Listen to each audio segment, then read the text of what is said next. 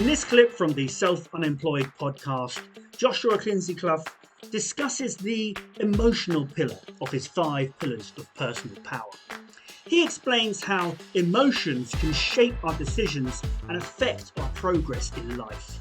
Joshua shares insights in how understanding and controlling emotions is key to overcoming challenges, building better relationships, and staying on track towards your goals. Learn how emotional awareness can transform your personal and financial decisions. The 5th pillar is the emotional. Yeah. Tell us about that. So this one kind of manifested as a byproduct of seeing how many people struggle to identify and navigate their emotions and how volatile those emotions can be and how much control they can take of them and their lives. Like how reactive people can be simply because they don't understand what they're going through in their emotional body can be so sabotaging to a lot of their progress and to some of their relationships, to a lot of their life, you know? And to get an understanding, a deep understanding of our emotions, the way our emotions manifest in our bodies, and how we can utilize our emotions to create, to focus, to redirect that energy to create something new and to overcome, I think is super powerful, super powerful. Emotions are funny things, aren't they? Because they're kind of like temporary beliefs in a way. You might, if you get angry, I mean, if you think logically about whatever it is you're angry about, you probably just calm down. But if just in that moment when your emotions run high, we can really be forced to be, or not forced, but it can lead us to be really irrational. Emotions are like filters. You know, they filter the truth. They place a lens over the truth and cause us to see a distorted reality. Yeah. And so if we don't understand that can be really, really damaging to our life in general. It can jeopardize so many good things. And I think it's so sad to see that happen, how relationships can be destroyed by emotion when they never needed to, because so many people can make irrational, as you said, decisions that can cost them everything. And the emotions, okay, let's take this to finances because we're on a wealth podcast. Your emotions, you have to know how to navigate them and how to truly control them when it comes to making financial decisions as well. Making financial decisions based off of emotion can cost you everything. But it's the same with physical decisions. If you're sad and you go and eat a tub of ice cream and every day you're sad, in the end you know what your future's going to be. And you're sad because your health is bad and you're overweight. Then you're just making it worse. Yeah. So it's having the grace to understand your emotions, finding the space to be present with your emotions, and then giving birth to an understanding of your emotions is the key to being able to truly control them and not allow them to be you, but simply an inevitable part of you. Like, we're all going to be angry, we're all going to be sad, we're all going to be anxious, or we're all going to experience these different, you know, even happiness. Like, some people can become so happy that they make irrational decisions. Yeah, that's I'll true give away all my money because I've had a great day. And then tomorrow I'm sad because I got no money. I just want to quickly say thank you so much for watching or listening. If you are watching on YouTube, give us a thumbs up and a subscribe and all that, and subscribe to the podcast, leave us a review. All those things are super useful. But if you like what you're hearing and you'd like to become self-unemployed yourself, then I'd really like to build a community. And the way that I'm doing that is I've got a free mailing list that you can join. And when we record these episodes, they're going to be put out as live streams. So you'll get to see a little bit behind the scenes. You'll get to see the episodes before they go out on the main channel and on the podcast. And you'll get to interact with us as we're recording. So if that sounds like something you'd enjoy, head on over to the website, links in the description, and I look forward to chatting with you as we record future episodes. Yeah. So it's not just the negative ones; it's the positive ones as well. And myself being like I ADHD, like I'm a hypersensitive person. So the world of emotions has been a very rocky road for me navigating it, and I think that's one of the reasons it grew into my philosophy, is because I started to notice in my life the areas in which my emotions were governing a lot of my decisions, and I needed to take control of that.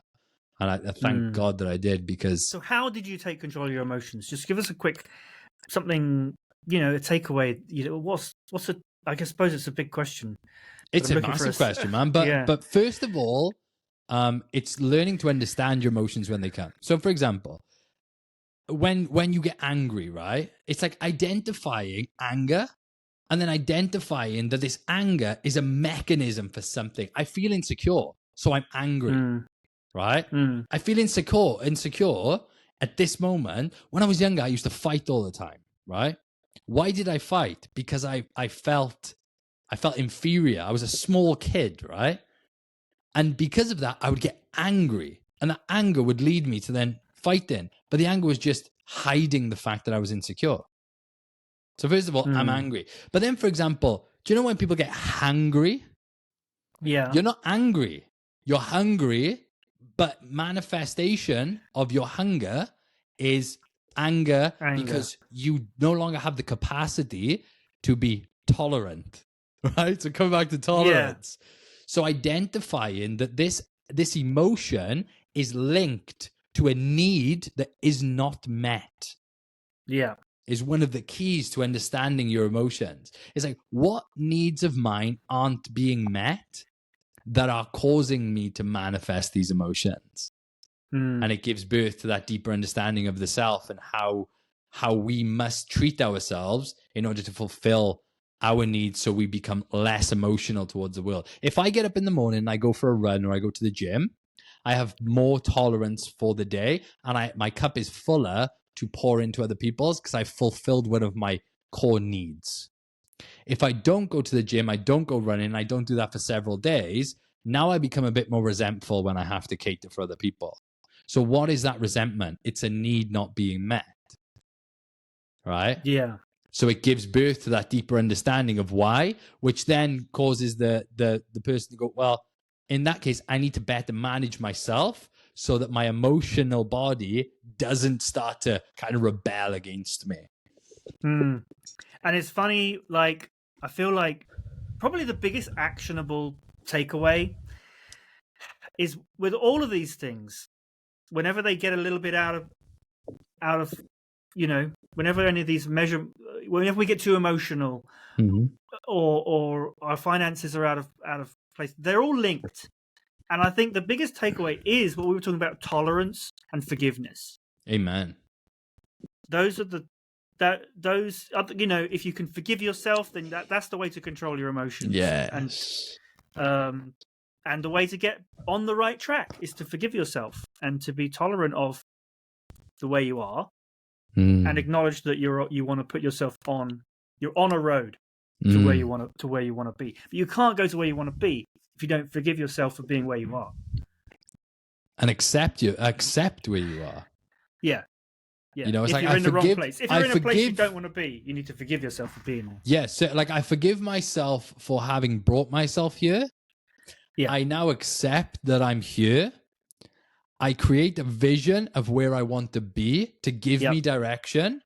And now I break down that goal into the smallest actionable step so that I can start right now. I don't start Monday. I don't start next week. I start now. And you make it so small that you can't miss. That's probably the best. Honestly, man, I'll be honest. That's probably the best advice I could give anyone: is make the step, the first step you take towards the new life, towards the new goal, the new challenge. Make it so small that you can't miss, and that starts momentum. And that's all you need is a little bit of momentum, man, and the ball's rolling, and then you don't need to push so hard. That's good. Okay, well, If you are still watching, thank you for watching, and I hope you've enjoyed the show. Obviously, if you're watching on YouTube, don't forget to subscribe and give us a thumbs up and leave us a comment. If you're listening to the podcast, make sure you're subscribed on whatever platform you're on. Leave us a review as well. All that stuff really helps. But the main thing is, head on over to our website, selfunemployed.co.uk, and there you'll be able to enter your email address. And once you've done that, you'll get invited to join us when we are recording future episodes. They're going to go out as live streams on YouTube, but not to the public, only to people who are on that mailing list. So if you do that, you'll be able to interact with us, ask questions as we're recording future episodes. So if you're looking to grow your wealth and become self-unemployed, let's do it together. I'll see you next time.